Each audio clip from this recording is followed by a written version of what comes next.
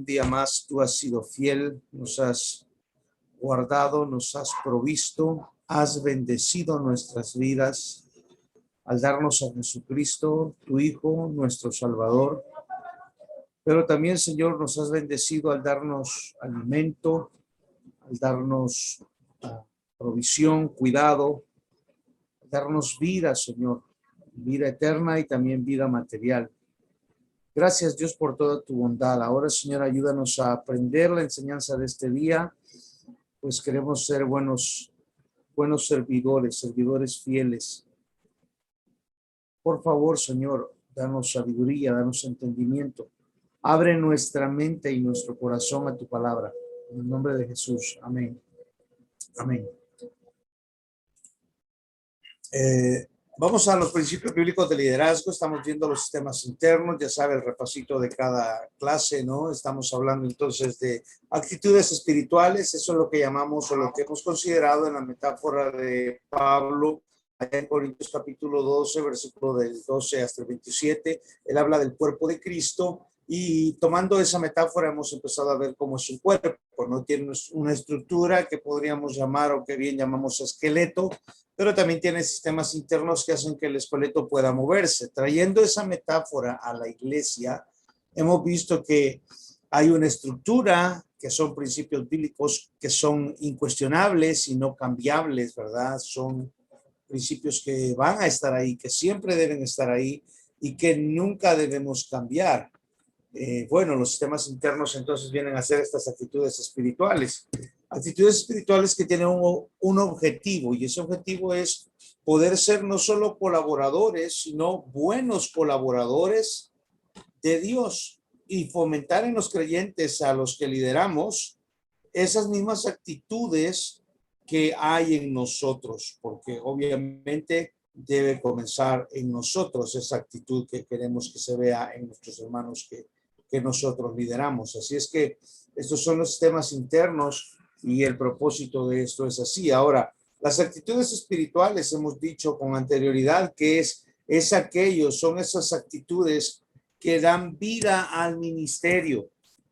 Y también dijimos que no podemos ser líderes dedicados solo al activismo, sino que debemos ser líderes que cultivan actitudes correctas en nuestra vida y obviamente también en la vida de aquellos que lideramos. No olvide, no queremos solamente llegar y cumplir metas y cumplir objetos y hacer cumplir métodos, no seguirlos y obedecerlos al pie de la letra. Queremos marcar la vida de los que lideramos y obviamente será con nuestra vida. Entonces tomamos como base el libro de Gálatas, la carta de Pablo a los Gálatas en el capítulo 5 del 22 al 26.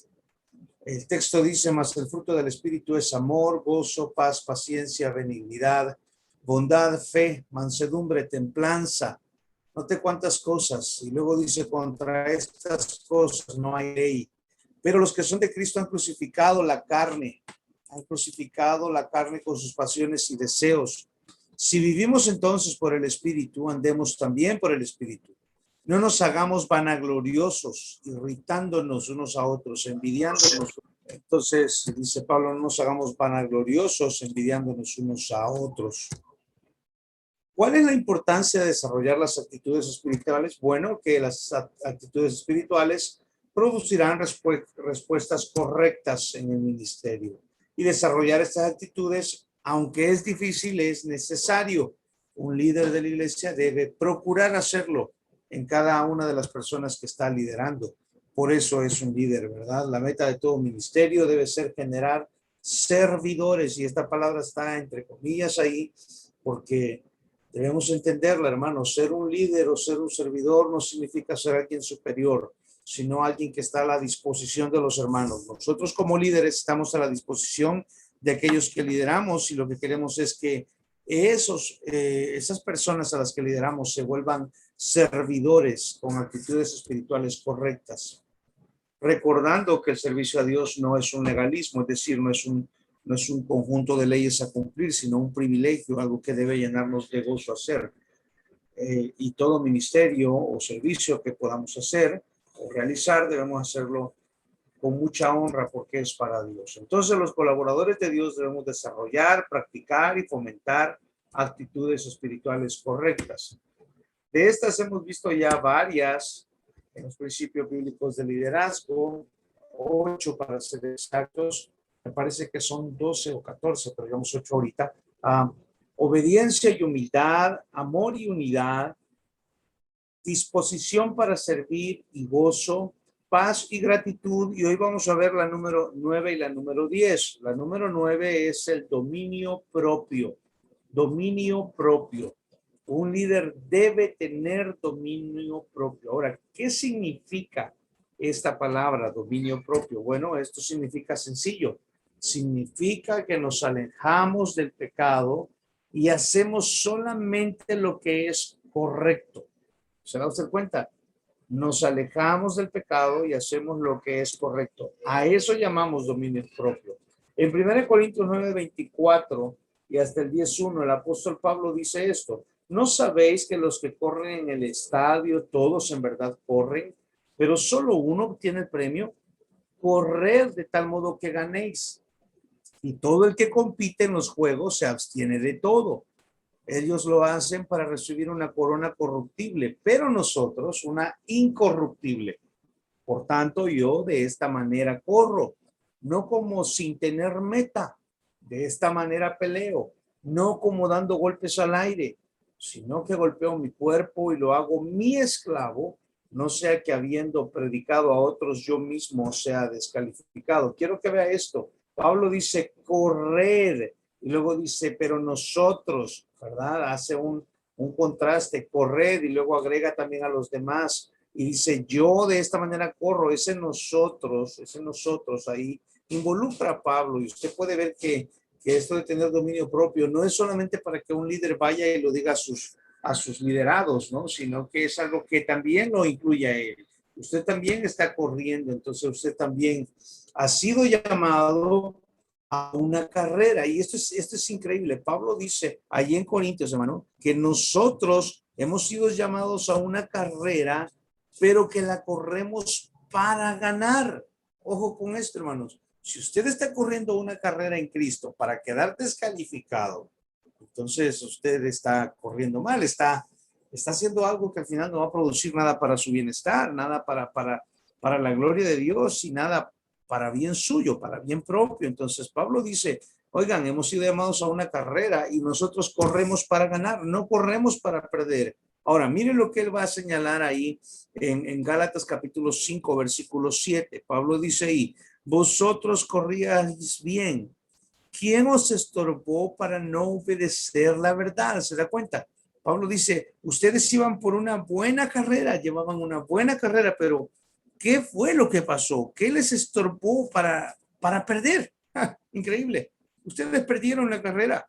Y está hablando de los Gálatas, aquellos que habiendo entendido la salvación, habiendo sido predicada de una manera al parecer muy gráfica por Pablo a ellos, ellos decidieron terminar circuncidándose, ¿no? Y volviéndose judaizantes. Entonces Pablo les dice, ¿qué pasó?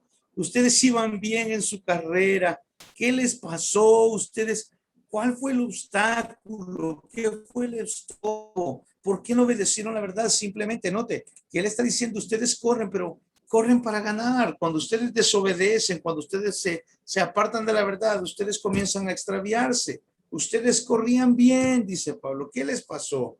Mire, en Filipenses capítulo 2, 16 tenemos otro ejemplo. Dice, sosteniendo firmemente la palabra de vida, a fin de que yo tenga motivo para gloriarme en el día de Cristo. Note lo que sigue. Ya que no habré corrido en vano, ni habré trabajado en vano. ¿Se da cuenta? Pablo dice, oiga, yo espero que ustedes mantengan la palabra de vida firmemente para que yo pueda gloriarme de que mi carrera no fue en vano. ¿Se da cuenta? Él es un líder y él dice, yo estoy corriendo también la carrera, pero cuando yo estoy corriendo la carrera y tengo las actitudes espirituales correctas y las enseño a los que estoy liderando, mi carrera está siendo productiva, está siendo bien hecha, estoy corriendo para ganar. Él dice, yo no corrí en vano. Ahora, tenemos un texto más ahí, mire, en Hebreos capítulo 12, versículos 1 y 2. Dice, Por tanto, puesto que tenemos en derredor nuestro tan grande nube de testigos, despojémonos también de todo peso y del pecado que tan fácilmente nos envuelve. Note ahí, y corramos con paciencia la carrera que tenemos por delante. ¿Se da usted cuenta? No solo una vez, no solo allá en el texto inicial, ¿verdad? De 1 Corintios 9, 24, 27, sino que también en Gálatas, en Filipenses y en Hebreos vemos que hay la ilustración de que los cristianos estamos corriendo una carrera, de que hemos sido llamados a una carrera. Y hermanos, esto es un lenguaje figurado, es decir, se nos presenta la vida del creyente como una carrera, probablemente la carrera de la que están hablando los autores, tanto de Hebreos como de Gálatas y Pablo, que escribe las otras tres cartas, ¿verdad? Probablemente sea una maratón. Y lo que ellos están diciendo es, vamos, ¿ustedes de qué tipo de maratonistas son? ¿De los que corren solamente por correr o corren con un propósito? El autor de Hebreos dice, corramos con paciencia la carrera que tenemos por delante. Hay mucho todavía por delante, sea paciente. Vamos paso a paso, pero vamos seguros de que vamos a ganar. Y mire cómo ganamos.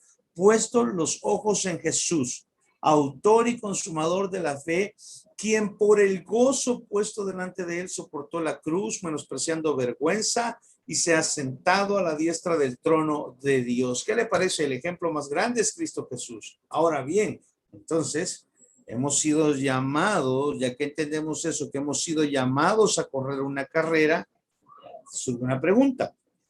¿Qué se necesita para ganarla? ¿Qué necesitamos para ganar esa carrera? En el versículo 25, de Primera de Corintios capítulo 9, ahí está la cita, usted va a ver que Pablo dice algo ahí. Todo aquel que lucha, todo el que compite en los juegos, se abstiene de todo. Todo el que corre, todo el que está luchando, se abstiene de todo. ¿Se da usted cuenta? Entonces, ¿qué es lo que se requiere para ganar? Bueno, se requiere una gran disciplina, se requiere una gran disciplina. Usted y yo hemos sido llamados a una carrera y corremos para ganar. ¿Cómo vamos a ganarla? Disciplinándonos. Esta es una forma de mantenernos en forma, teniendo disciplina con nosotros mismos. Al igual que un atleta, un creyente debe ser una persona disciplinada en todo aspecto de su vida. Imagínese usted si un atleta de las Olimpiadas,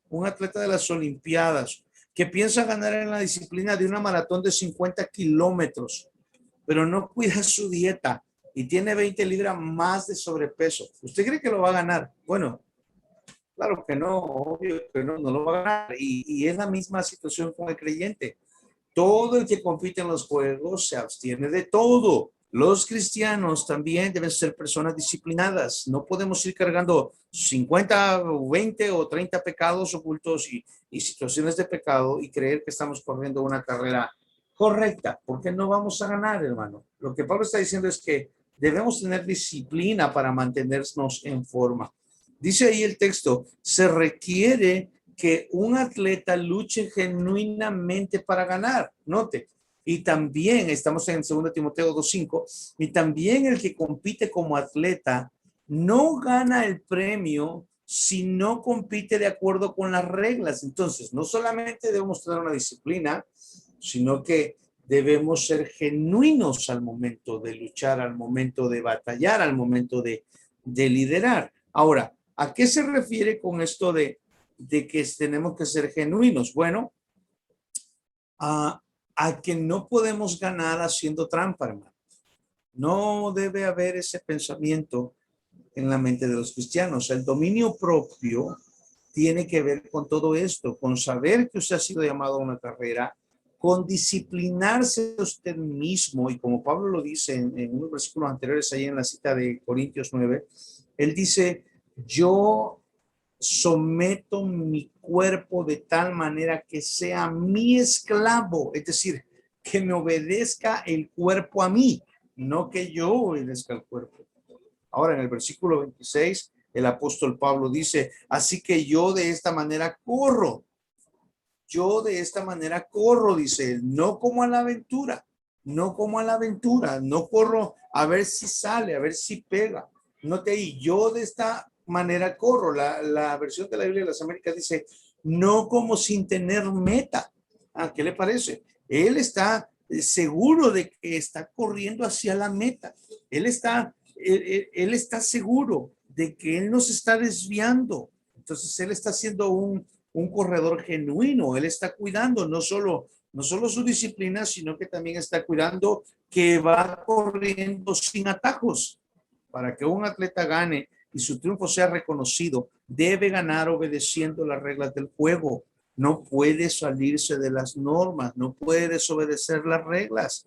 Si quiere ganar, debe someterse a ellas. Ahora, el apóstol Pablo ha dicho ahí que de esta manera corre, no como sin tener meta, ¿no? Entonces él corre, él lucha. Miren el segundo ejemplo, la segunda figura. Yo no lucho como dando golpes al aire, ¿no? No lo hace como golpeando a nada. Él dice, golpeo mi cuerpo y lo hago mi esclavo. Note eso, yo golpeo mi cuerpo, yo doy en el blanco, yo someto mi cuerpo para que no busque atajos. ¿Y por qué lo tiene que hacer así? Dice al final del versículo 27, no sea que habiendo predicado a otros, yo mismo sea descalificado. Wow, hermano, esto es increíble. Esto es increíble. Pablo está hablando ahí de descalificar y no crea que descalificar por causa de que alguien está juzgándolo de una manera mal. No, él dice, yo puedo ser descalificado por mi indisciplina. Yo puedo ser descalificado por no comprometerme yo mismo a correr la carrera genuinamente.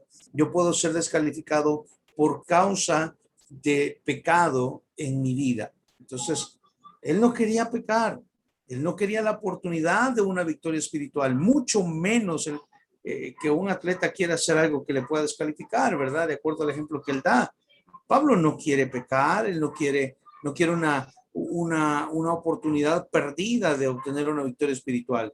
Así como un atleta tampoco quiere hacer algo que lo descalifique. Recuerdo allá en la Ciudad de México tenía un buen amigo, era Nacho Vázquez.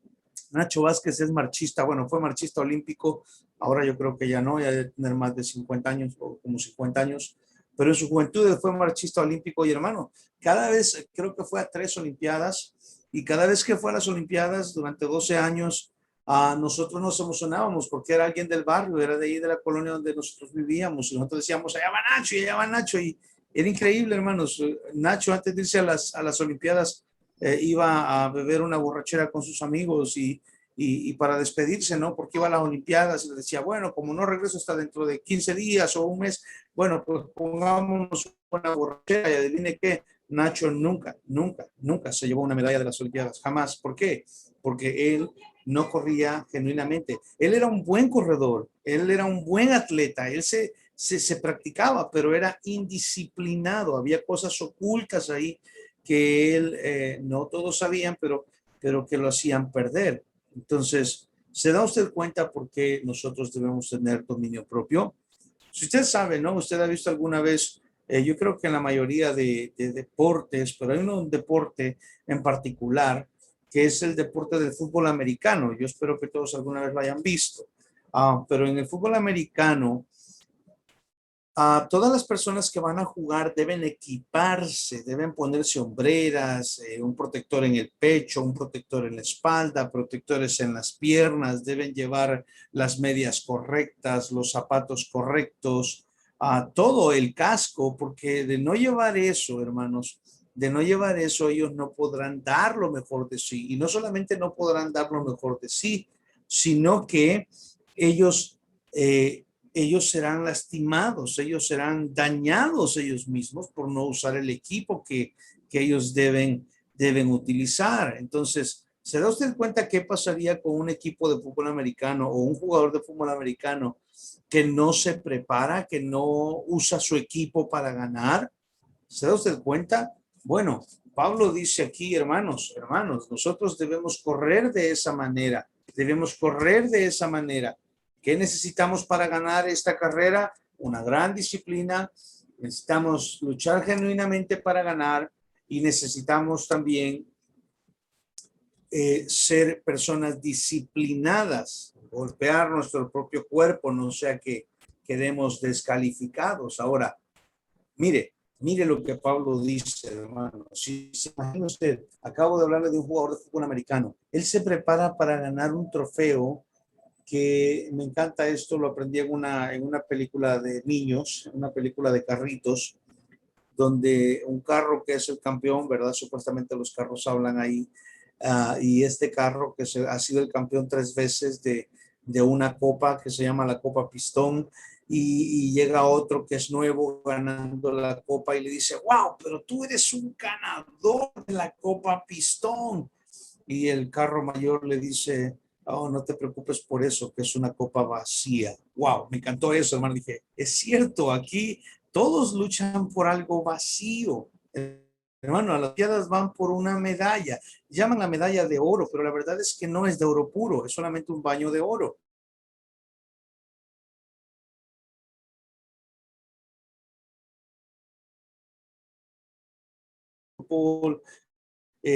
Hermanos, van a pelear por una copa, pero es una copa vacía, una copa vacía. Ahora, note lo que Pablo dice en 1 Corintios 9:25, y todo el que compite en los juegos se abstiene de todo. Y mire, ellos hacen todo eso para recibir una corona corruptible, una copa vacía.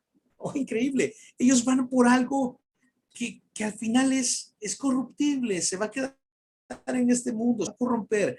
Pero él dice, pero nosotros los hijos de Dios, los que estamos viviendo para el Señor y sirviéndole a Él, siendo sus colaboradores, estamos en una carrera para ganar una corona incorruptible. Hermano, esto es increíble. Es una corona incorruptible. Cuando alguien, un boxeador, por ejemplo, pelea un campeonato mundial, a mí me fascina el boxeo, y cuando alguien pelea eso, hermano, es increíble. Esos hombres se hacen pedazos la cara y el cuerpo por ganar un cinturón de cuero, un cinturón de cuero con unos adornos extras. Increíble. Hace algunos años vi un cinturón fabricado México por personas indígenas de México, y, y era un cinturón de cuero con unos bordados indígenas. Y hermano, los dos hombres allá arriba se habían dado de alma, como dice, por ganar eso. Es increíble. Ahora, Pablo está diciendo, hermanos, ustedes deben luchar de una manera tal, como un atleta, como un luchador, como un maratonista, absteniéndose de todo, teniendo dominio propio sobre su cuerpo. Y lo que debe animarlos es que lo que ustedes van a ganar es incorruptible. Ustedes van a ganar algo incorruptible.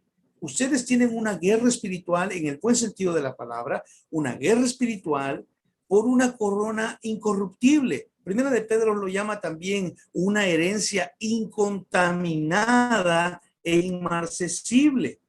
Ellos lo hacen para una corona corruptible, pero nosotros para una incorruptible. Miren lo que dice Pedro, capítulo 1, versículo 4, para obtener una herencia incorruptible, inmaculada y que no se marchitará, reservada en los cielos para nosotros. Ahora, quiero explicar esta palabra que dice Pedro ahí, y que no se marchitará, que es la palabra inmarcesible en nuestra Reina Valera. La palabra marchitará tiene que ver con que los atletas de aquella época, de las Olimpiadas de Pablo y de Pedro, recibían una corona de hojitas, ¿verdad? Eran unos laureles, unas coronas de hojitas de laurel. Ahora, ellos recibían esa corona que la ponía el emperador sobre sus cabezas, y eso era el máximo galardón, era su corona de campeón. Pero esas eran hojitas que con unos 15 días iban a estar marchitas. Ahora, Pedro está diciendo, hermanos, la corona de ustedes no se corrompe, es santa, es sin pecado, es inmaculada, y aparte de eso, nunca se marchitará y está reservada para ustedes en los cielos. Oh, hermano, eso es increíble. Entonces, lo que yo quiero preguntarle ahora es, lo que yo quiero preguntarle al ver esto que está diciendo Pedro, hermano, si nosotros tenemos una batalla tan difícil, tan dura, que a la vez trae una recompensa tan grande. ¿Está usted listo para esta batalla? No olvide, el tema es el dominio propio. Para hablar de dominio propio tenemos que hablar de que hay una lucha y que en esta lucha o en esta carrera usted y yo debemos doblegar nuestro cuerpo. Usted y yo debemos dominar nuestro cuerpo, tener dominio sobre nosotros mismos. Así como un atleta se abstiene de todo aquello que le puede hacer perder la carrera, usted y yo debemos abstenernos de todo y dominarnos a nosotros mismos. Ahora la pregunta es, ¿está usted listo para esta batalla? Una pregunta más, ¿viste usted la armadura como el jugador de fútbol americano? ¿Viste usted la armadura que necesita para ganar? Una pregunta más, debes recordar nuestra lucha. Debes recordar nuestra lucha. En Efesios capítulo 6, versículo 12 dice Pablo, porque nuestra lucha no es contra sangre y carne. ¿Se da usted cuenta? Nuestra lucha no es contra sangre y carne, sino contra principados, contra potestades, contra los poderes de este mundo de tinieblas, contra las huestes espirituales de maldad en las regiones celestes. Hermano, la batalla que está delante de nuestros ojos es una batalla dura. La carrera es una carrera dura. La pregunta es, ¿está listo para la batalla o la carrera? La pregunta es, ¿tiene el equipo que necesita para ganar? Hermano, no olvide, hemos sido llamados a una carrera y una carrera que debemos ganar, que no tenemos que buscar otro fin de esa carrera. Entonces la tercera pregunta era, ¿cómo resistiremos? Miren lo que Pablo dijo allá en Efesios capítulo 6, versículo 13. Por tanto, ya que están viendo que su lucha no es contra carne ni sangre, entonces, hermanos, tomen la armadura de Dios para que puedan resistir en el día malo y habiéndolo hecho todo, manténganse firmes. Pero me interesa esto, tomen la armadura de Dios. Oh, hermano, esto no es en nuestra fuerza, esto no es en nuestra metodología. Tener dominio propio, así como cualquier otra actitud espiritual, tiene que ver con la provisión de Dios, aquello que Dios ha provisto, aquello que Dios nos da. No olvides, estamos tomando la metáfora del cuerpo, ¿no? El cuerpo de Cristo. Y Él es la cabeza. Eso significa que toda sabiduría, que toda instrucción, que todo lo que es necesario para que nosotros funcionemos de una manera eficaz en el ministerio al que nosotros le colaboramos a Él, todo viene ordenado de la cabeza. ¿Y quién es la cabeza? La cabeza es Cristo. Entonces Pablo dice, tomen la armadura de Dios, esa armadura que Dios provee, todo viene de Él. ¿Cómo lo resistiremos? ¿Cómo nosotros saldremos adelante en esta guerra, en esta batalla o en esta carrera? Bueno, voy a tomar solamente dos cosas ahí, aunque hay muchas cosas ahí en la guerra espiritual, ¿verdad? Tenemos que entender esto, que estamos metidos en una batalla espiritual y que no es una batalla contra hombres, sino contra demonios. Ahora, quiero aclarar esto, hermanos, y por favor, no quiero ofender a nadie, pero no estamos hablando de que nosotros vamos a atar y desatar, que nosotros vamos a reprender, no, estamos hablando de una batalla espiritual, pero que se lucha en la carne. Una batalla espiritual, pero que nosotros luchamos en la carne. ¿Por qué en la carne? Pues porque nosotros no somos espíritus, ¿ok? Nosotros no somos espíritus. Pero es necesario que entendamos la seriedad de esta guerra espiritual. Ojo con esto, dije la seriedad de la guerra espiritual. ¿Por qué digo la seriedad? Porque hay personas por ahí que andan jugando a la guerra espiritual, andan atando, desatando y machacando tantas cosas. Que eso es no tomarlo con seriedad. Cuando usted entiende que la batalla que estamos librando y que la guerra que estamos corriendo es una guerra tan difícil, es una guerra tan fuerte y que es en el ámbito espiritual, hermano, usted no se lo toma a la ligera. Usted lo toma con seriedad y usted va a la palabra a ver qué es lo que Cristo dice. Ahora, tiene usted que entender algo. Esta guerra espiritual está entablada con Cristo, no con usted. El problema de Satanás no es con usted. El problema de Satanás, nuestro enemigo, es con Cristo, con el Hijo de Dios. Obviamente, él sabe que al Hijo de Dios no puede tocarlo. Adivine con quién sí puede, con nosotros. Así es que Él está a su batalla entablada con Cristo, pero también con todo aquel que es de Cristo. Por tal razón nos ataca, y como Él nos ataca, aunque sabe que no podemos defendernos por nuestra propia fuerza, nosotros debemos ponernos toda la armadura de Dios para que podamos resistir. Toda la armadura de Dios, pero note, ¿cómo resistiremos? No en mi fuerza, sino en la fuerza de Dios. Es decir, con la armadura que Dios me provee para poder resistir. En Efesios 6:13 que acabamos de leer, ahí dice que debemos estar preparados para esa batalla.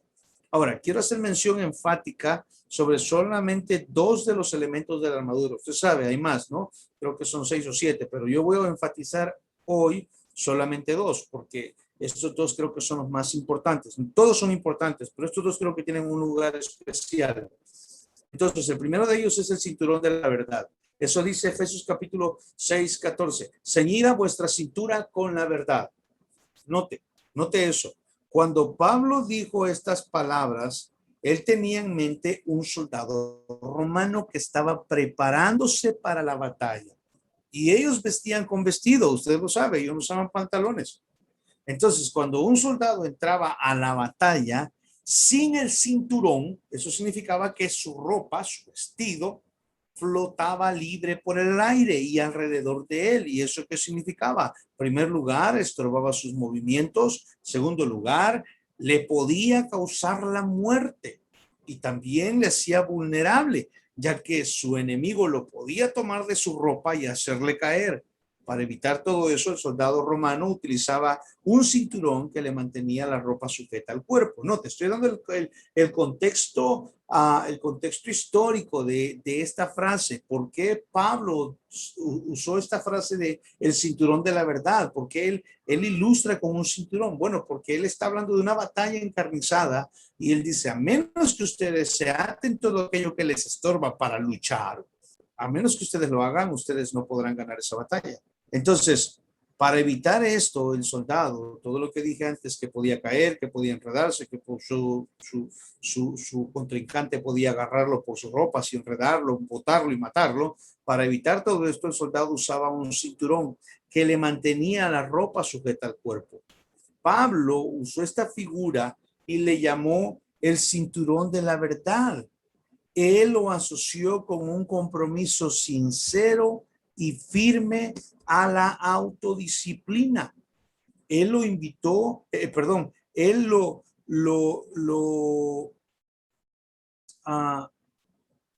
asoció con un compromiso sincero y firme a la autodisciplina. Ahora, nosotros debemos ser serios acerca de nuestra preparación para la lucha espiritual. Esa batalla no es una pequeñez. Nosotros debemos comprometernos a andar por el camino estrecho que Dios nos invita a caminar. Es decir, personas cargadas de pecado no entrarán por ahí. Ellos deben autodisciplinarse para entrar por esa puerta estrecha. Bien, ahora, nosotros debemos ser serios acerca de nuestra preparación para la lucha espiritual. Esa batalla no es una pequeñez.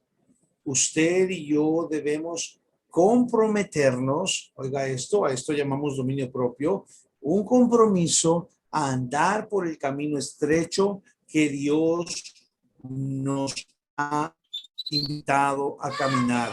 Ahora, eso no es fácil de saber decir, eso no es fácil. ¿Por qué no es fácil? Porque siempre hay pequeñas voces a lo largo del camino que nos invitan a desviarnos. Siempre hay personas que saben que nosotros amamos el placer más de lo que amamos a Dios. Y entonces hay cosas que nos causan mucho placer, hay personas que nos incitan a ir por ahí, hay pequeñas voces a lo largo del camino diciéndonos que vayamos por acá o que vayamos por allá, que por fin un domingo no va a afectar a nadie. Y quiero decirle algo, si usted y yo amamos el placer más de lo que amamos a Dios, es seguro que usted y yo nos apartaremos de la senda del dominio propio al que Dios nos llama y caeremos en pecado. Hermano, hay una preocupación grande en mi corazón, en mi mente, y como pastor se lo confieso, y es que mis hermanos a los que el Señor ha puesto a cuidarme, a que yo los cuide, no lleguen un domingo a culto. hermano, cuando un hermano me falta un domingo de culto, yo paso mal todo el día, yo busco cómo hablarle. Si no le puedo hablar el domingo, yo estoy hablándole el lunes y yo quiero saber qué le pasó, porque no llegó el domingo. Y no es que me involucre en su vida o que me esté metiendo en su vida, solamente que yo digo, si un hermano se me va un domingo, es casi seguro que no va a llegar el día miércoles. Si no llega el día miércoles, es casi seguro que no va a llegar el otro domingo. Y el asunto es que mientras más distancia de nosotros, más fácil será que mi hermano caiga en pecado. Entonces, cuando nosotros amamos el placer más de lo que amamos a Dios, nos apartaremos del camino. Y cuando nos apartemos del camino, adivine qué, nos apartamos del dominio propio. Y cuando nos apartamos del dominio propio, entonces caemos en pecado. Entonces caemos en pecado. Entonces, usted y yo debemos tener dominio propio. ¿Y cómo lo hacemos? Amarrándonos, sujetándonos al cinturón de la verdad, comprometiéndonos a andar por el camino estrecho que Dios nos invita a caminar. Y número dos, le dije que solo dos aspectos iba a enfatizar. Número dos es la coraza de la justicia, que también está ahí en Efesios 6:14. La coraza de la justicia, dice el texto, revestidos con la coraza de justicia. El soldado romano, vuelve Pablo a tomar la figura del soldado romano y ya habló sobre su vestido, ¿verdad? Que estaba ahí volando, entonces él lo amarraba, lo sujetaba con un cinturón para que no fuera estorbo de muerte, pero también el soldado romano llevaba una coraza sobre su pecho que cubría también su espalda para evitar que sus órganos vitales fueran vulnerables a las flechas y a los puñales. Ahora, Pablo tomó esta figura y lo llamó la coraza de la justicia. Y si usted me pregunta a mí, hermano, ¿a qué se refirió con llamarlo coraza de justicia? Yo creo que Pablo estaba hablando de santidad. Pablo estaba hablando de santidad. Lo que él estaba diciendo es que debemos vivir en obedecer las leyes de Dios. Debemos vivir en justicia y obedecer las leyes de Dios. Hermano, eso es lo que Pablo está haciendo con los hermanos, diciéndoles que vistan la coraza de justicia, que dejen de vivir para ellos y que comiencen a vivir para Dios, que vivan una vida justa, obedeciendo las leyes de Dios, obedeciendo las leyes de Dios. Eso es santidad, santidad. ¿Y por qué tendrían que hacerlo? Bueno, porque si no lo hacen, si no lo hacemos, entonces seremos vulnerables en la batalla. Seremos vulnerables en la batalla. Mire usted lo que dice, aunque aquí debemos vivir en justicia, obedecer las leyes de Dios o seremos vulnerables en la batalla. Pero note usted entonces que los creyentes hemos sido llamados a una carrera y hemos sido llamados a correr para ganar. ¿Qué necesitamos para ganar la carrera? Bueno, disciplina, eso es dominio propio. ¿Qué necesitamos para ganar? Luchar genuinamente, correr genuinamente, sin atajos. ¿Cómo lo haremos? Atándonos el cinturón de la verdad y utilizando la coraza de justicia. Ahora, Pablo dice aún algo más y quiero que vea usted en 2 Corintios 7:1, ahí está el texto, dice, así que amados, puesto que tenemos tales promesas, limpiémonos de toda inmundicia de la carne y del espíritu, perfeccionando la santidad en el temor de Dios. Esto es maravilloso. El dominio propio está relacionado con la santidad. El dominio propio está relacionado con la santidad. Es triste ver cómo hay cristianos indisciplinados, cristianos que saben que deben ser obedientes a la palabra, pero no se sienten comprometidos para obedecerla. Es decir, ellos saben, pero no lo hacen.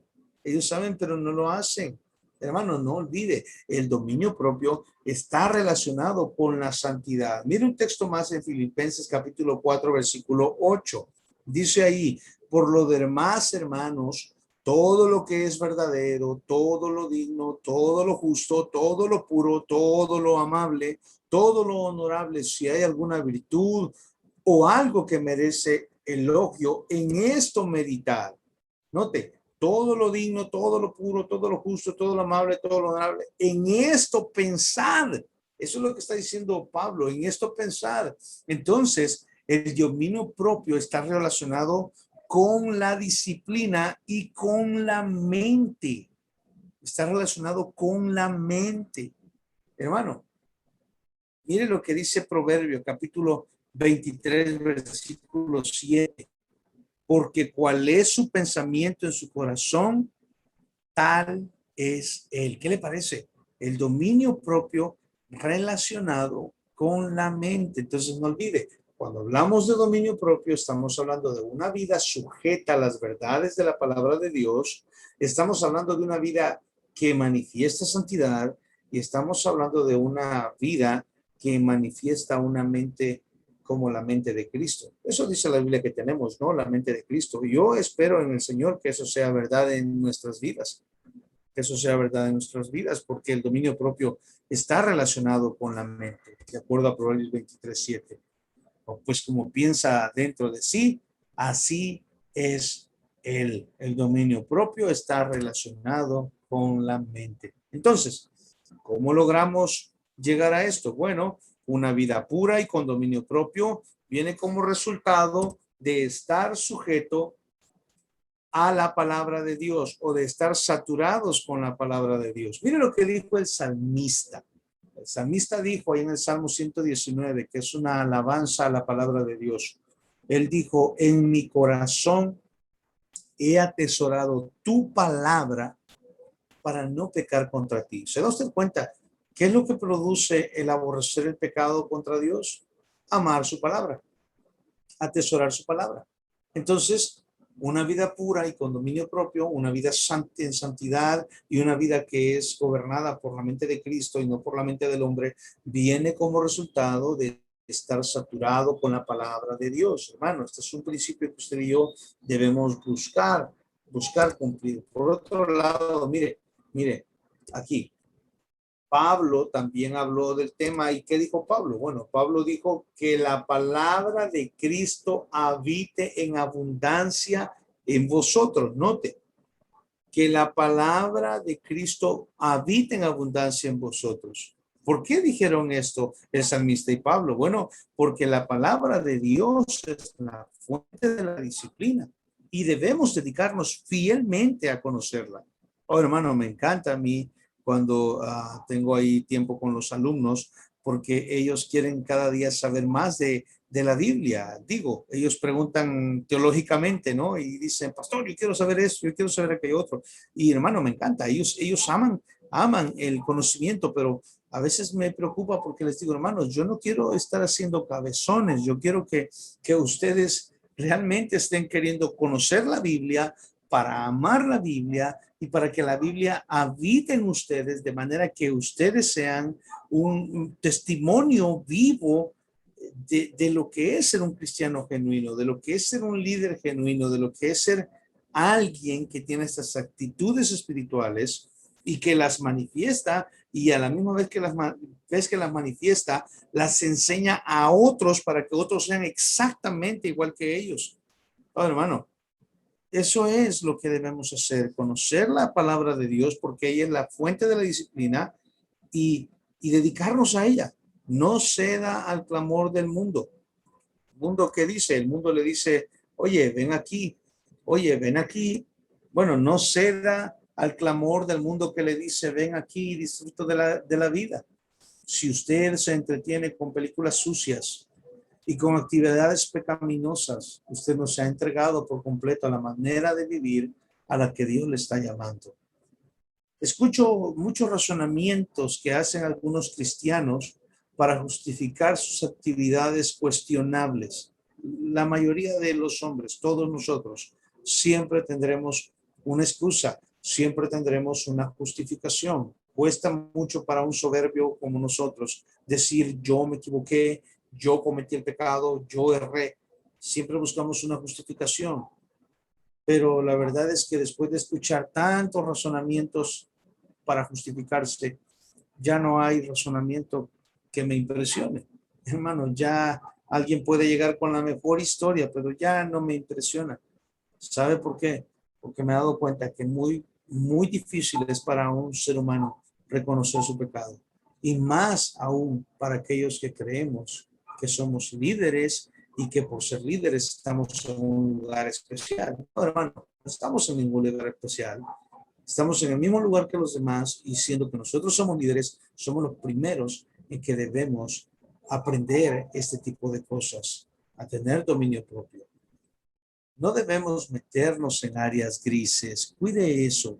La palabra de Dios nos manda en Filipenses capítulo 4, versículo 8, que pensemos en las cosas que son buenas. Por favor, no le agregue más, porque ahí no dice que no pensemos o que pensemos en las que no parecen malas. No, ahí solamente dice que pensemos en las buenas. Pastor, pero yo creo que esto, lo que usted cree, hermano, como acabo de decir otra vez, ya no me impresiona. No me impresiona, pero es que yo pienso que tal vez si lo ve por este lado, usted puede verlo por donde quiere. Lo que la Biblia dice es que pensemos en las cosas que son buenas. Y yo creo que usted entiende lo que es bueno y lo que es malo. Ahora, la Biblia no dice que pensemos en las que no parecen malas, dice solamente las buenas. Entonces, hermano, obedezcamos la Biblia, obedezcamos la Biblia. Cuando logremos esto, entonces podremos estar comenzando a tener dominio propio. Y yo sé que algunos de ustedes ya lo tienen. Esto solamente es para afirmarlos y decirles sigan adelante, corriendo la batalla, corriendo la carrera y ganen, por favor, corran para ganar. Hacer esto también le permitirá servir a Dios con actitudes correctas que producen respuestas correctas y que traen honra al privilegio que Dios le ha dado de servirle. Bien, ese es el principio del dominio propio. Vamos al número 10, hermanos. Principio número 10, la responsabilidad. La responsabilidad. Y como siempre, ¿qué es eso? ¿Qué es la responsabilidad? Este concepto me costó mucho crearlo porque no hay un concepto claro en diccionarios, no hay un concepto claro en enciclopedias, incluso no hay un concepto claro que pueda traer de una etimología de una palabra, puesto que la palabra responsabilidad no es una palabra derivada. Entonces, tuve que trabajar mucho en esto, pero note esto y espero que satisfaga su expectativa. Responsabilidad es dar cumplimiento a las obligaciones y ser cuidadoso al actuar, decir o hacer algo. Eso es ser responsable. Cumplir con lo que se me pide, con lo que hago, con lo que digo y con lo que obro cada día. Es también el hecho de responder por los demás. En otras palabras, responsabilidad significa cuidar de mí mismo y de mis hermanos, de mis actitudes y de las actitudes de ellas. ¿Y cómo lo voy a hacer? Bueno, respondiendo al conocimiento de la palabra de Dios en nosotros. Entonces, responsabilidad, en una frase corta, es una expresión del sentido de comunidad y compromiso expresado hacia mis hermanos. Eso espero que lo pueda aprender, hermano. Realmente es un trabajo arduo para poder dar un concepto. Ahora, quiero comenzar aquí señalando un par de versículos, leyendo un par de versículos. Mateo 3, vemos ahí que el Señor dijo, ¿y por qué miras la mota que está en el ojo de tu hermano y no te das cuenta de la viga que está en tu propio ojo? ¿Por qué miras eso y no te das cuenta de lo otro? Y mire lo que dice más adelante, o versículo más adelante. Hipócrita, saca primero la viga de tu ojo y entonces verás con claridad para sacar la mota del ojo de tu hermano. Note eso. Es esencial, lo que el Señor está diciendo aquí, es esencial que todos en la iglesia seamos responsables los unos de los otros. Es decir, usted es responsable de su hermano. Si usted sabe que la vida de su hermano está en pecado, usted es responsable de él. Pero lo que el Señor está diciendo es, tú no puedes ir a ver el pecado de tu hermano cuando tú no has arreglado tu pecado. ¿No? Todos tenemos que ser responsables unos con otros, pero la responsabilidad debe compensar conmigo. ¿Deberíamos estar preocupados por nuestros hermanos? Sí, debemos estar preocupados por ellos, pero primero debo preocuparme por mí. Ahora, note eso. La responsabilidad, hermano, no tiene que ver con el color de la alfombra, de la pintura, de la limpieza de las sillas, el color de las paredes. No, hermano. La responsabilidad no tiene que ver con eso. La responsabilidad tiene que ver con los demás seres humanos. Las personas son más importantes que los programas. Las personas son más importantes. Jesús por eso dijo que tú vas a querer ver a tu hermano porque te preocupa tu hermano y vas a ver su pecado, pero dice primero, arregla el tuyo. No te preocupes del pequeño problema en la vida de tu hermano si primero no te has ocupado del gran problema que tienes en tu propia vida. El principio que tenemos aquí funciona de la siguiente manera. Nosotros tenemos la responsabilidad, que es el principio que estamos hablando aquí, la responsabilidad de señalar los pecados de otra persona. Esa es nuestra responsabilidad.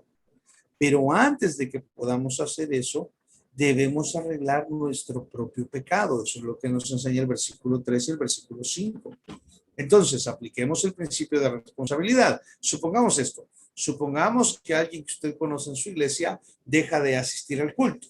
Bueno, es su responsabilidad ir a donde es hermano y decirle, oye hermano, te estás olvidando de congregarte con los hermanos, así como dice Hebreos 10:25, ¿verdad?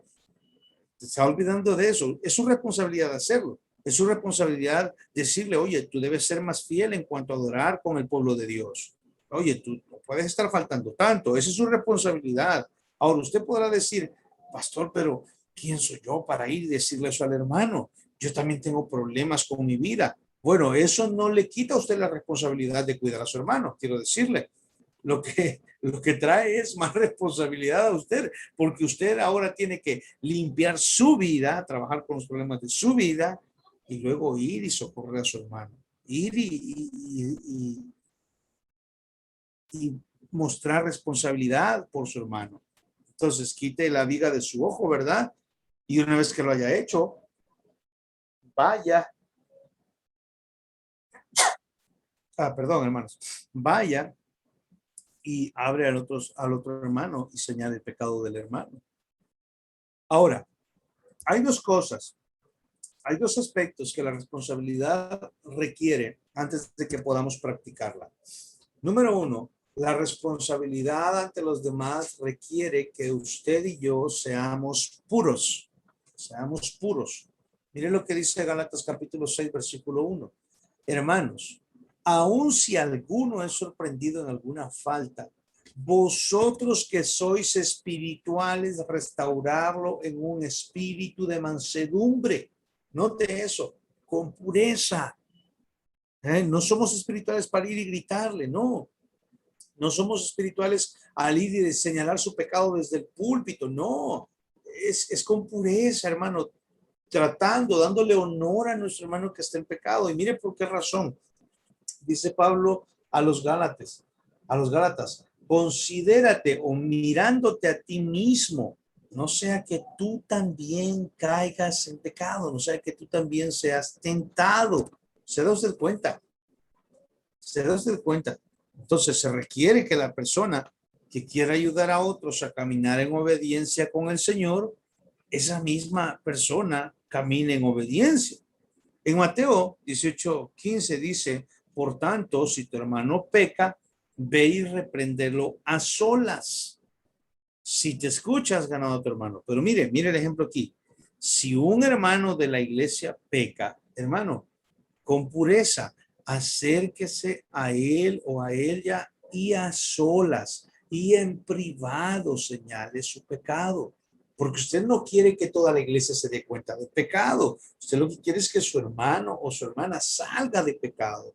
Entonces, si usted se dio cuenta, vaya y háblelo con esa persona solos. Es increíble ahora con las redes sociales.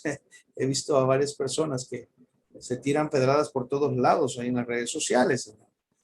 Y tristemente algunos son conocidos míos y veo que están tirándose de un lado para otro y algunas veces cuando los saludo le digo, oye, ¿y por qué escribes eso? Y entonces me dicen, no, es que me había puesto tal cosa antes, o sea que ellos saben lo que están haciendo, pero se están señalando sus pecados en público, hermano, y ¿sabe qué están haciendo con eso? Ellos están desvirtuando todo el cuerpo de Cristo, ellos están dañando todo el cuerpo de Cristo, ellos están haciendo mal testimonio ante los inconversos, ante los no creyentes. Y es triste que hasta los impíos son más cautelosos para tratar situaciones difíciles que ellos. Entonces, lo que el Señor nos manda es que vayamos a esa persona en pecado y a solas y en privado le digamos su pecado. Le voy a dar un ejemplo. Supongamos que alguien dice que es cristiano, pero no es honrado con los demás. Supongamos que maltrata a sus empleados. Bueno, usted como cristiano tiene la obligación ante Dios de ir ante esa persona y en una forma amorosa decirle, oiga hermano, lo que usted está haciendo está mal. usted está cometiendo un pecado de una forma amorosa, ¿no? Es su responsabilidad ocuparse de su pecado y también del hermano, del pecado del hermano. Otros ejemplos en los que usted debe ir a las personas y hablar con ellas es cuando estas personas están siendo infieles con sus cónyuges. Usted puede ir y hablar con la hermana o con el hermano y decir, oye hermano, eso que tú estás haciendo es pecado. Ya sea que no tenemos que esperar hasta que se den cuenta de que hay un adulterio, hermano. Puede ser solamente que vimos un toqueteo, una sonrisa, una indirecta y tal vez nosotros estábamos ahí. Bueno, yo creo que después de que la personita se vaya, usted debe acercarse a esa persona y decirle, hermano, eso que hiciste, yo sé que tal vez parece solo amigable, pero eso es pecado, eso es coquetear a la hermana y tú eres una persona casada, ¿no? O comprometida. Entonces eh, son cosas en las que usted puede ir y corregir y ser responsable con su hermano. Oiga esto, no estamos hablando de que usted al hacer esto usted es responsable y usted va a recibir méritos porque es tan responsable usted. No, esto habla de responsabilidad de cuidar a mi hermano, esa es la idea. También hay otro ejemplo donde usted puede ir y hablar con el hermano y es cuando los padres no están educando a sus hijos como debieran, cuando un padre está maltratando demasiado a su hijo o tal vez lo humilla en público. Bueno, es un ejemplo de una situación en la que podemos ir y decirle, hermano, parece que eso que hiciste no agrada al Señor, ¿verdad? O cuando los hijos son desobedientes a sus padres, esto es muy a menudo, ¿no? Entonces es bueno tomar a esos jóvenes y aparte y solos y con amor decirles, hermano, hermanito querido, ¿verdad? Esa no es actitud que debes tener contra tu padre y citarle la Biblia, ¿no? Mira, la Biblia dice aquí tal cosa, un ejemplo sería honrarás a tu padre y a tu madre, ¿no? Entonces, nosotros tenemos que tener claro esos momentos en los que podemos ser responsables por nuestros hermanos y sobre todo si somos líderes, porque al ser líderes de ellos, nosotros somos responsables de ellos.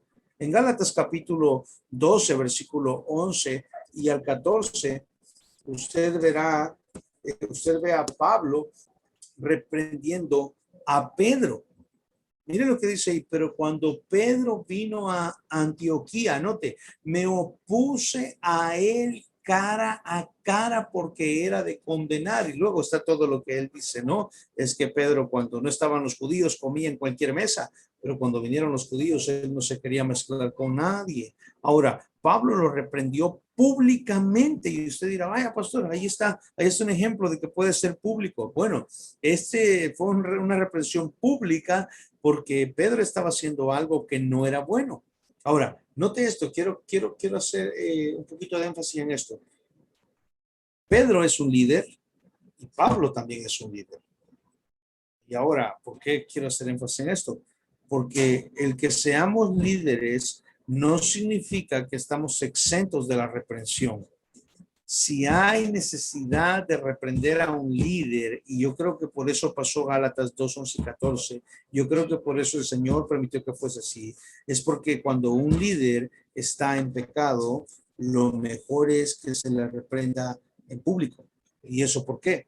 Bueno, porque tal vez eso va a hacer que la iglesia tenga temor de ese pecado y eviten ese pecado. Y eso creo que es lo que pasó en 1 Timoteo 5:20. Creo que eso es lo que Pablo está sugiriendo a Timoteo. Cuando le dice allá en el 5:20, a los que persisten en pecar o a los que continúan en pecado, repréndelos en presencia de todos para que los demás tengan temor de pecar. Ahora, pero note esto, los que continúan en pecado, primero aquí, ¿no? Los que continúan en pecado. No está hablando de alguien que acaba de pecar, sino que alguien que continuamente peca. O sea, probablemente a ese hombre ya se le reprendió de una manera privada, pero continúa en su pecado. Probablemente ya se le habló, ya se le dijo, ya se oró por él, pero él continúa en su pecado. Entonces Pablo dice, bueno, si él no quiere cambiar, repréndelo en presencia de todos. Y note esto, ¿qué hago? ¿Qué hago si el hermano en pecado no escucha? ¿Qué hago si el hermano en pecado no escucha? Note lo que dice Mateo capítulo 18, versículo 16. Pero si no te escucha, lleva contigo a uno o a dos más. ¿Se da usted cuenta? Hay testigos ahí de lo que se está hablando, del pecado del hermano, y ya se está haciendo más público, ¿no? Y ahora, ¿qué hago si esa persona, aún con testigos, no escucha? Note ahí en Mateo siempre, 18-17. Y si rehúsa escucharlos a ti y a los dos testigos, entonces ve y díselo a la iglesia, y esto es reprenderlo en la iglesia. Ahora, ¿cuál es el fin, hermano? Aquí ha habido una confusión durante muchos años, creo yo, y en muchas iglesias, tal vez no en todas, y es que las personas ponen disciplina en un hermano para estarlo humillando, pero eso no es la intención que vemos en el texto. Esa no es la intención que vemos en el texto. Mire lo que dice: si rehúsa escucharlos, dilo a la iglesia. ¿Y por qué razón debe decirlo a la iglesia? Porque lo que se procura es que todos en la iglesia no que señalen al hermano, sino que lo animen para que se arrepienta y para que él deje su pecado. La idea es que la iglesia le diga: hermano, te amamos tanto y tu pecado te está distanciando de nosotros. Arrepiéntete y vuelve, aquí está tu iglesia, aquí están tus hermanos. No es humillarlo, nunca es humillarlo, hermano. No olvide, la responsabilidad es una actitud que manifiesta o que requiere que seamos puros. Y cuando nosotros estamos humillando a alguien, eso no refleja pureza. Entonces, lo que se está buscando aquí en Mateo 17 es que el hermano regrese, que se arrepienta de su pecado y vuelva. Y si para eso es necesario traer testigos, y si para eso es necesario pedirle a la iglesia que lo animen a que deje su pecado, pues hay que hacerlo, hay que hacerlo. Un pastor reconocido cuenta que una vez una mujer le llamó y le dijo: pastor, mi esposo me acaba de dejar y se ha marchado con otra mujer. Entonces el pastor le pidió a la señora que le habló el nombre de la otra mujer y la esposa se lo dio, ¿no? Y entonces este hombre fue a buscar el número de teléfono de aquella mujer y la llamó por teléfono, y resulta que el infiel, ¿verdad? El esposo que acaba de dejar a su esposa fue el que contestó el teléfono. Y cuando ese hombre contestó el teléfono, el pastor le dijo: hola, yo soy el pastor de esta iglesia donde tú te congregas, soy tu pastor y te estoy llamando en el nombre de Cristo Jesús para que tú salgas de la casa de esa mujer antes de que vuelvas a pecar contra Dios, contra tu esposa y contra tu iglesia. El hombre se quedó muy sorprendido de escuchar aquello y le dijo que volvería inmediatamente con su esposa. Al domingo siguiente, este mismo hombre entró en la iglesia y abrazó a su pastor y le dijo: pastor, muchas gracias. Yo no quería estar ahí. Yo caí en la tentación y pensé que nadie se iba a preocupar por mí y que nadie se iba a preocupar por mi pecado.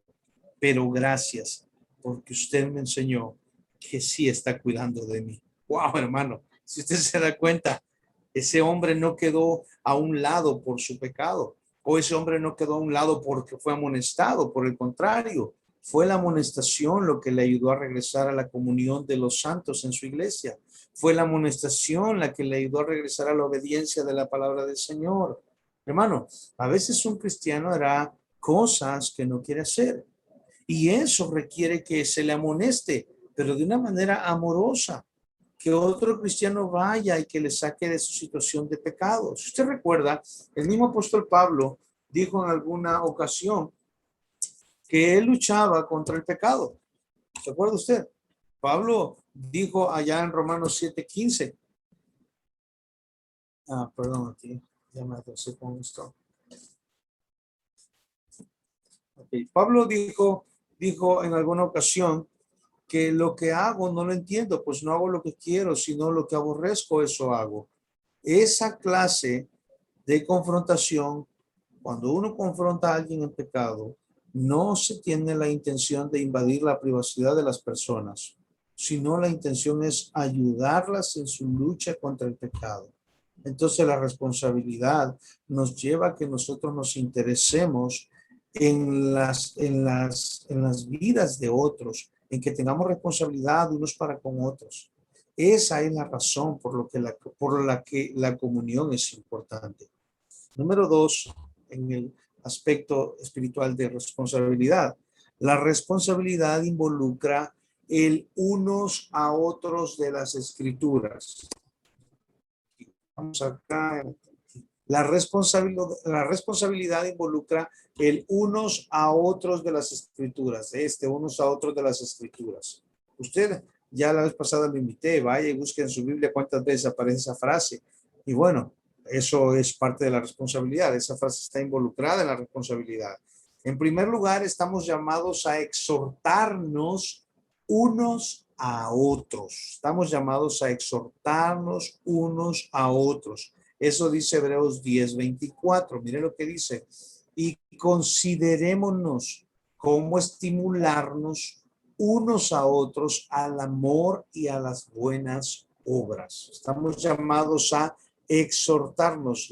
La Biblia de las Américas dice estimularnos. Bueno, la exhortación es una forma de estímulo, es una forma de estar impulsando a alguien para que haga ciertas cosas. Y bueno, la estimulación en este caso es para que haya en nosotros amor y para que haya buenas obras. También, en segundo lugar, la responsabilidad involucra el estar orando unos por otros. Estamos llamados, hemos sido llamados a orar unos por otros.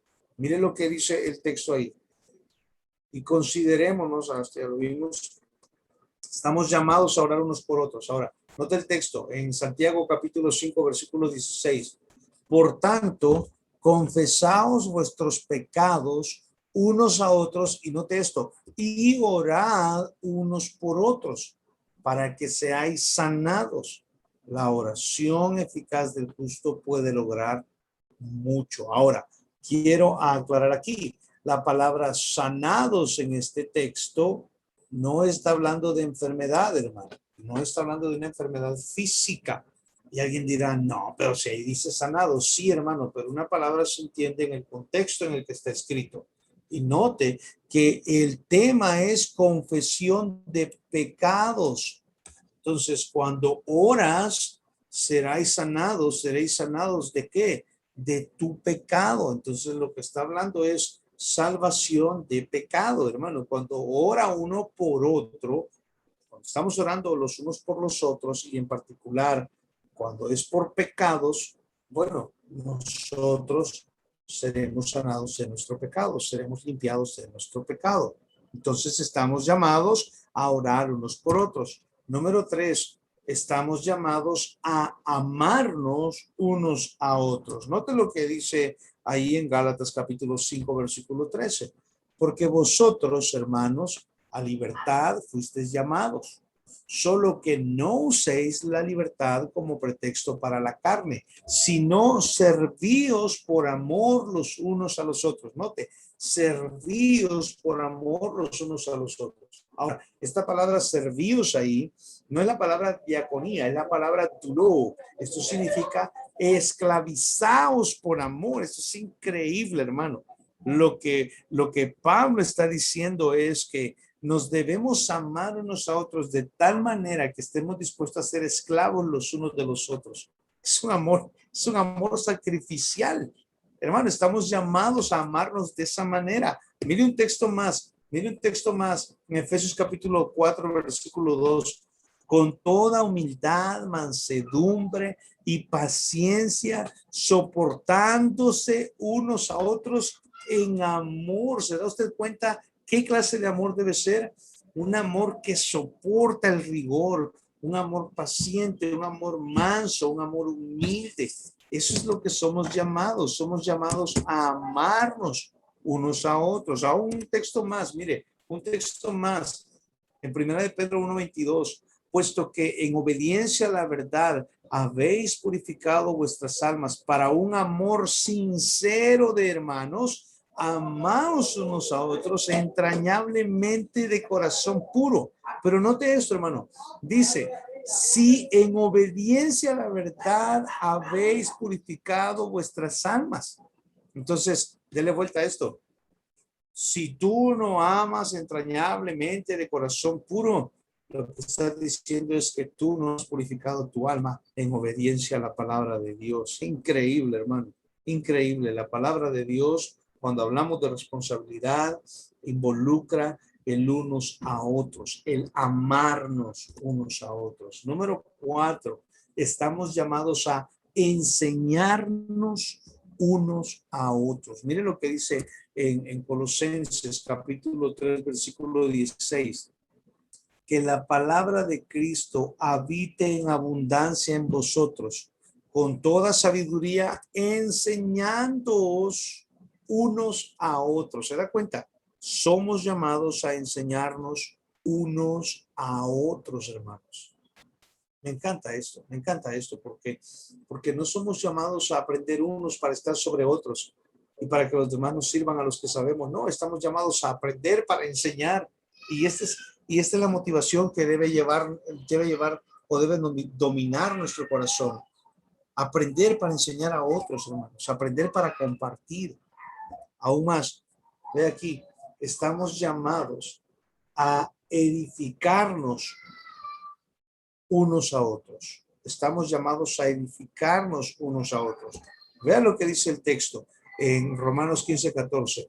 En cuanto a vosotros, hermanos míos, yo mismo estoy también convencido de que vosotros estáis llenos de bondad, llenos de todo conocimiento y capaces también de amonestaros los unos a los otros. ¿Se dan cuenta?